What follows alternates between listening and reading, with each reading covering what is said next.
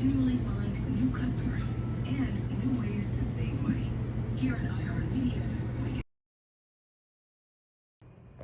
So to buy Bitcoin, we're going to select buy Bitcoin, select the amount we're going to buy, then we scan our wallet,